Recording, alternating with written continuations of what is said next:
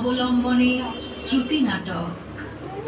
অংশগ্রহণে টিউটোরিয়ালের ছাত্রছাত্রীবৃন্দ। কবিগুরু গুরুদেব রবীন্দ্রনাথ ঠাকুরের ১৬৫তম জন্মবার্ষিকী আমরা পালন করছি। তারই অঙ্গ হিসেবে আজকের প্রথম শ্রুতি নাটক দেবতার গ্রাস। রবীন্দ্রনাথ ঠাকুরের দেবতার গ্রাস কবিতা অবলম্বনে অত্যন্ত মর্মস্পর্শী এবং ট্র্যাজিক কাহিনীর অবতারণা করা হয়েছে এই নাটকে। এখানে সংস্কার আর মায়ের ভালোবাসার দ্বন্দ্বের বলি হয় দুটি প্রাণ। মূল কাহিনী রবীন্দ্রনাথ ঠাকুর, নাট্যরূপ সুদীপ মজুমদার। বিভিন্ন চরিত্র চিত্রায়নে আমরা টিউটোরিয়ালের ছাত্রছাত্রীবৃন্দ। এই নাটকের বিভিন্ন চরিত্রে রূপদান করেছে সূত্রধর দেবপ্রিয়া, মৈত্র মহাশয় অনির্বাণ, রাখাল সায়ন, মোক্ষদা মনীষকা, অন্নদা অম্বিকা, মাঝি ও যাত্রীদল সায়ন, নিশিতা, পর্ণমী। শুরু হচ্ছে আজকের প্রথম পরিবেশনা শ্রুতি নাটক দেবতার গ্রাস। হেমন্তের এক কুয়াশাচ্ছন্ন ভোর, চূর্ণী নদীর ঘাট। গ্রামে খবর রটে গেছে মৈত্র মহাশয় গঙ্গাসাগরে যাবেন তীর্থ করতে। ঘাটে দুটি বড় নৌকা প্রস্তুত করা হয়েছে। কত বালক বৃদ্ধ নরনারী ভিড় করেছে পুণ্যের আশায়। কিন্তু সেই ভিড়ের মাঝে একজনের চোখে জল, সে মোক্ষদা। কেন মোক্ষদার চোখে জল জেনে নিই মোক্ষদারই কাছ থেকে। ও দাদা ঠাকুর, পার হচ্ছি আপনার, আমার সঙ্গে নিন। আমি আপনার নৌকার এক কোণে পড়ে থাকবো, আমায় ফিরিয়ে দেবেন না। দয়া করে আমায় নিয়ে চলুন। আহা মোক্ষদা, মিছে বায়না করো না। নৌকায় আর তিল ধারণের জায়গা নেই। এর বেশি লোক নৌকায় নিলে বিপদ হতে পারে। আর তাছাড়া তোমার ওই কচি ছেলে রাখাল, ওকে কে সামলাবে? সে ব্যবস্থা আমি করেছি ঠাকুর। ওর মাসি অন্নদা ওকে প্রাণের চেয়েও বেশি যত্নে মানুষ করেছে। আমার মনের চেয়ে ওর মাসির বুকেই ও বেশি সুখী থাকে। আমি গেলে ও মাসির কাছেই থাকবে। তবে তাই হোক, ওঠো নৌকায়। সকলে দুর্গা নাম স্মরণ করো। দুর্গা দুর্গা দুর্গা। দিদি, ও দিদি, রাখাল কোথায়?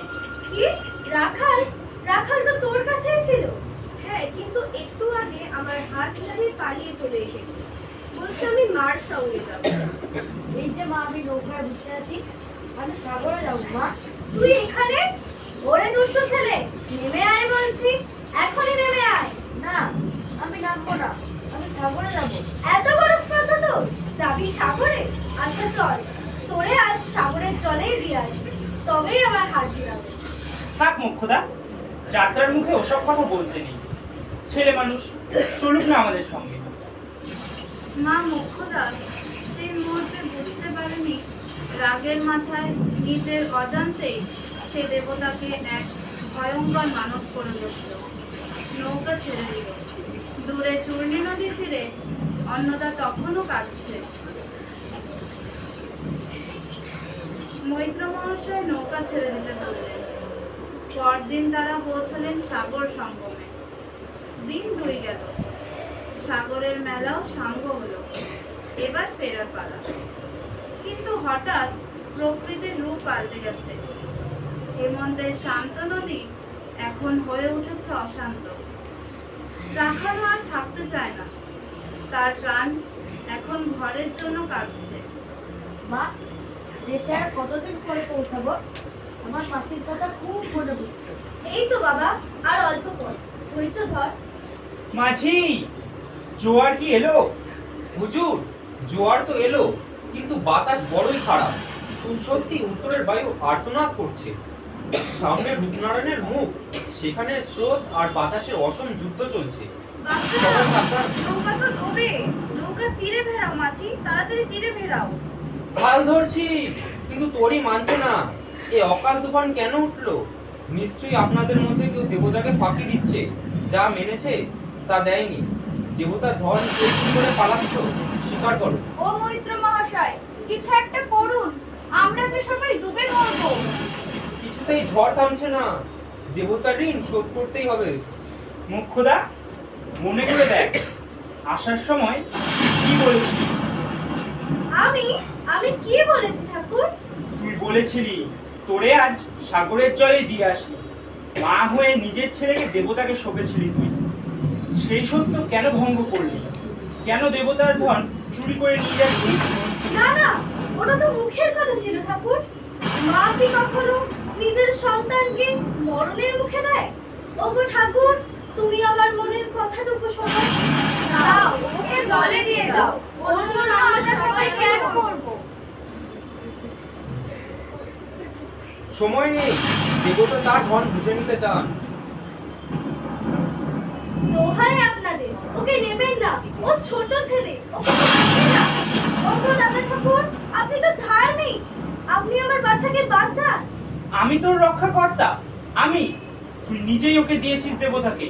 এখন সত্য ভঙ্গ করে আমাদের ডুবাবি?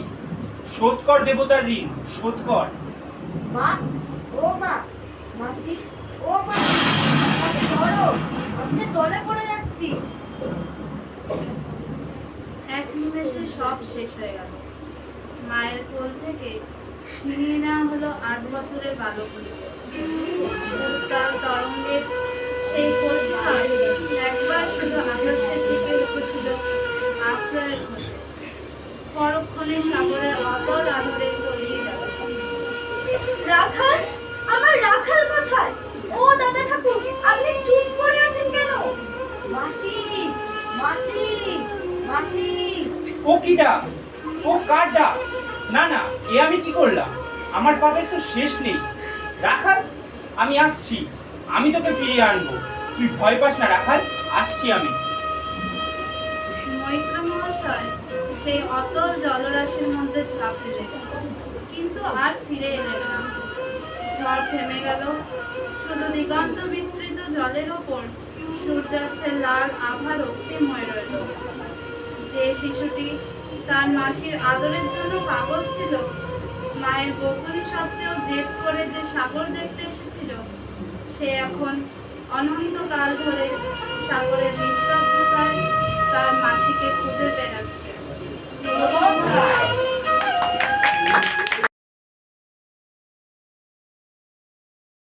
অহংকার বিনাশের কারণ। প্রাচীন ভারতবর্ষে এক রাজবংশের ক্ষণিকের ঢলঢালিপনায় নিঃস্ব হওয়া কিছু মানুষের হাহাকার এবং রাজার কঠিন কিন্তু ন্যায় বিচারের এক অনন্য দলিল রবীন্দ্রনাথ ঠাকুরের কবিতা সামান্য ক্ষতি। ক্ষমতার দম্ভ কিভাবে অনুতাপের অশ্রুতে ধুয়ে গিয়ে মনুষ্যত্বের জায়গায়, আজ সেই গল্পই আমরা তুলে ধরতে চলেছি রবীন্দ্রনাথ ঠাকুরের কবিতা অবলম্বনে আমাদের আজকের তৃতীয় শ্রুতি নাটকে। মূল রচনা রবীন্দ্রনাথ ঠাকুর, নাট্যরূপ সুদীপ মজুমদার। বিভিন্ন চরিত্র চিত্রায়নে আমরা টিউটোরিয়ালের ছাত্রছাত্রী ছিল। এই নাটকের বিভিন্ন চরিত্রে রূপদান করেছে সূত্রধর দেবপ্রিয়া, রানী করুণা পর্ণমী, সখীদল অম্বিকা মনিষ্কা, কাশীরাজ সায়ন, প্রজাকুল নিশিতা, মন্ত্রী অনির্বাণ। শুরু হচ্ছে আজকের দ্বিতীয় শ্রুতি নাটক সামান্য ক্ষতি। শীতের প্রভাত, বারাণসীর গঙ্গার ঘাট কুয়াশায় ঢাকা। কাশীর রাজরানী করুণা এসেছেন পূর্ণ স্নানে। চারিদিকে প্রহরী, দাসী আর সখীদের দল, কিন্তু প্রকৃতির হিমের হাওয়ায় রানীর রাজকীয় তনু আজ থরথর করে কাঁপছে। ও কি অসহ্য শীত সখী, আর তো সহ্য হয় না। গঙ্গা জলে নামার আগেই তো হাত পা অবশ হয়ে আসছে। একটু আগুন জ্বালাতে পারলে খুব ভালো হতো। সত্যি রানীমা, আজ ঠান্ডাটা বড় বেশি, কিন্তু এখানে আগুন জ্বালানোর মতো কিছুই নেই। চলুন স্নান সেরে দ্রুত রাজপ্রাসাদে ফিরে যাই।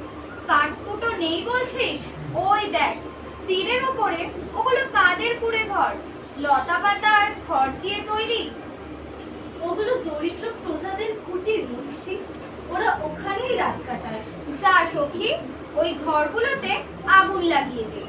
আগুনের তাপে আমার এই হিম হয়ে যাওয়া শরীরটা একটু গরম করে নি, বড় আরাম হবে। এ কি বলছেন রানীমা? অবাগাদের মাথা গোজার ঠাই পুড়িয়ে দেবেন? ওরা কোথায় যাবে? আমার আদেশের ওপর কথা। যা এখনই আগুন জ্বালা। সামান্য কয়েকটা খড়ের ঘর বই তো নয়, ওটুকু ক্ষতি আমি রাজভান্ডার থেকে পুষিয়ে দেব। যা। মুহূর্তের মধ্যে আগুনের রাক্ষসী শিখা আকাশ ছিল। দরিদ্র মানুষের স্বপ্ন, সম্বল আর আশ্রয় ছাই হয়ে মিশে গেল মাটিতে। সেই আগুনের উত্তাপে রানী শরীর গরম করলেন, সখীদের নিয়ে আনন্দ করলেন। তারপর তৃপ্তি সহকারে স্নান সেরে প্রাসাদে ফিরে গেলেন। কি বললে মন্ত্রী? প্রজাদের ঘর পুড়িয়ে দেওয়া হয়েছে? কেন? বারাণসীর পথে আজ কেন শত শত মানুষ গৃহহারা ভিখারির মতো কাঁদছে? মহারাজ, রানীমা শীত নিবারণের জন্য কৌতুক বসে ওই কুঠিরগুলোতে আগুন দেওয়ার আদেশ দিয়েছিলেন। কৌতুক? প্রজার চোখের জল কি রানীর কাছে কৌতুক? এখনই রানীকে দরবারে নিয়ে এসো। রাজধর্ম কি আজ তবে মহিষীর বিলাসিতার কাছে পরাজিত হবে? আমার প্রজারা খোলা আকাশের নিচে কাঁপছে আর রাজপ্রাসাদে জ্বলছে সুগন্ধি ঘৃতপ্রদীপ? না, এ হতে পারে না। মহারাজ, অসময়ে আমাকে তলব করার কারণ? দাসীরা বলছিল আপনি নাকি অত্যন্ত ক্রুদ্ধ হয়ে আছেন। করুণা, আজ ভোরে গঙ্গার ঘাটে তুমি যা করেছো তাকে তুমি কি নাম দেবে? অধর্ম নাকি নিষ্ঠুরতা? ও, ওই কুড়ে ঘরগুলোর কথা বলছেন?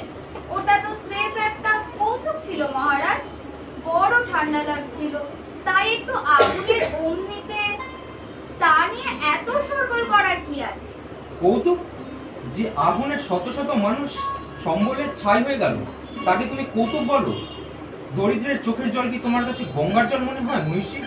আপনি শান্ত হন মহারাজ। আমি তো আগেই বলেছি সামান্য ক্ষতি হয়েছে। ওদের তো ছেঁড়া মাদুর আর কটা মাটির হাড়ি ছাড়া আর কিছু ছিল না। আমি আজই রাজভান্ডার থেকে স্বর্ণ মুদ্রা পাঠিয়ে দেব। ওরা ওর চেয়েও ভালো ঘর বানিয়ে নেবে। সামান্য ঘরের জন্য রাজমহিষীকে তিরস্কার করা কি আপনাকে সাজে? চুপ করো করুণা। যে ক্ষতি তুমি রাজকোষে অর্থে মেটাতে চাও সে অর্থ তোমার নয়, তাই ধর্মাক্ত প্রজাদেরই রক্ত জল করা ধন। পরের ধন দিয়ে তুমি নিজের পাপ মোচন করতে চাও? না, তা হবে না। আজ বিচার হবে। রাজমহিষী নয়, বিচার হবে এক অপরাধী নারী। আপনি আপনি কি করতে চান? শোনো, আমার শেষ বিচার।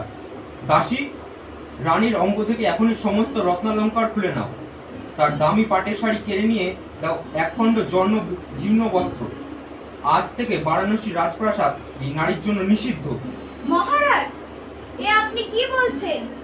আমি আপনার অর্ধাঙ্গিনী, আমায় পথের ভিখারি করবেন না।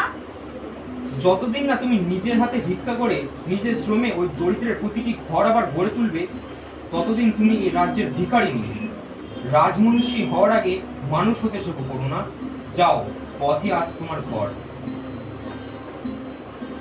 রাজপ্রাসাদের কোমল শয্যা ছেড়ে রানী আজ তপ্ত ধুলোয়। অলংকারের ভার নেই, কিন্তু অপমানের বোঝা আজ বড় ভারী। যে প্রজার ঘর তিনি পুড়িয়েছিলেন, আজ তাদের দুয়ারে তাকে দাঁড়াতে হবে। মা, একটি পয়সা দেবে? বড় ক্ষুধা পেয়েছে। কে গা তুমি মা? আহা, সোনার বরণ রূপ তোমার, এমন দশা হলো কেন? আমাদেরই তো সব পুড়ে ছাই হয়ে গেছে মা। তোমাকে কি দেব? এই নাও, দুটো পোড়া চাল আর একটু জল। মা, আমি সেই অভাগিনী যে তোমাদের ঘর পুড়িয়েছিল। আমায় ক্ষমা করো মা। আমি জানতাম না একটি ঘরের ছায়ায় কতখানি মমতা লুকিয়ে থাকে। আজ রোদে পুড়ে আমি বুঝতে পারছি এই ঘরের ছায়ায় কত দামি। আমি বুঝতে পারছি আগুনের দহন কতটা নিষ্ঠুর হতে পারে। 1 বছর কেটে গেছে। বারাণসীর তীরে সেই পোড়া ভিটেগুলোতে আজ আবার নতুন ঘর উঠেছে। কিন্তু আজ সেই ঘর তৈরি হয়েছে রাজকোষের টাকায় নয়, এক নারীর চোখের জল আর হাতের শ্রমে। মহারাজ, আপনার বিচার সফল হয়েছে। আজ আমার অহংকার ভস্ম হয়েছে, কিন্তু আমার হৃদয়ে এক নতুন শান্তির জন্ম হয়েছে। প্রতিটি ঘর গড়ার সময় আমি নিজের ভিতরে একটি করে মন্দির গড়েছি।